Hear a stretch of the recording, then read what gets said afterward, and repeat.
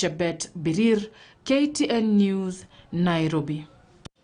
Now, the Teachers Service Commission has lined up a 3-week training program for teachers in the competency-based curriculum and competency-based assessment. The training, which is scheduled to begin next week on November 24th through to December 17th, will involve 2 teachers and the head teacher from each public primary school offering regular and special needs education. Meanwhile, as learners break for a 4-day midterm break, some schools hope to use the time to enlighten parents on their role in the delivery of the CBC. In a circular dated November 5th and addressed to all regional directors and TSC county directors, Director of Quality Assurance and Standards at the Teacher Service Commission, Ruben Dhamburi, says training of teachers in competency-based curriculum and competency-based assessment will begin on Tuesday next week on November 24th to run through December 17th. To facilitate the training, county directors have been directed to identify 1 teacher from grade 1 to 3 and another teacher representing grade 4 to 5 from both regular and special needs education public schools.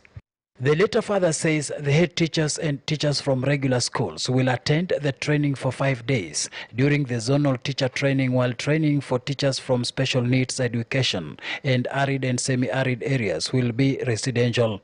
And besides training for competency-based curriculum, teachers will also be trained on competency-based assessment. The training is a continuation of trainings on CBC and CBA.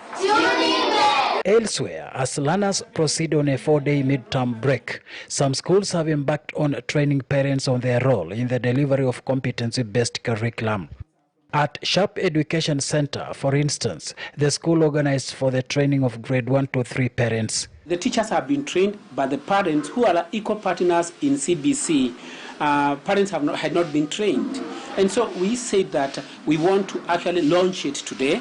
And we are happy because we've done it in Sharp Education Center, where we had invited the parents from grade 1, grade 2 and grade 3. We've had quite a wonderful training just to understand the intrigues of CBC, because there's a lot that has been said about CBC that we never really had an understanding. But right now at least we have an understanding, and at this point, if somebody told me that CBC is bad, I'll not really appreciate that, because I've been taught.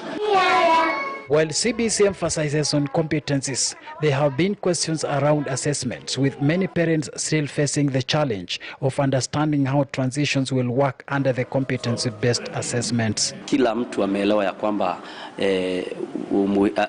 CBC inaleta kutoshanisha watoto wote, ili kila mtoto ambaye pengine hafanyi vizuri kwa masomo ya kitabu, lakini anaweza fanya vizuri kwa mambo mengine ya mikono, asikia ya kwamba ni wa muhimu kama yule mwingine ambaye anafanya yale mambo mengine. The top thing that we've mentioned to them is that they need to take care of the emotional and physical well-being of the learners.